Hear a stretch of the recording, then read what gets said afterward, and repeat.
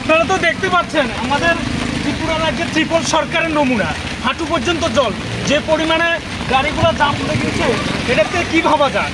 আসলে এই ত্রিপল সরকারের নমুনার জন্য আজকে শহরবাসী যেভাবে ভুগতেছে, তার জন্য আমি আগরতলা শহরবাসীর কাছে এটুকু অনুরোধ করব, আপনারা এর প্রতিবাদ করুন এবং সরকারকে যাতে সরকারের প্রতি যাতে মানুষের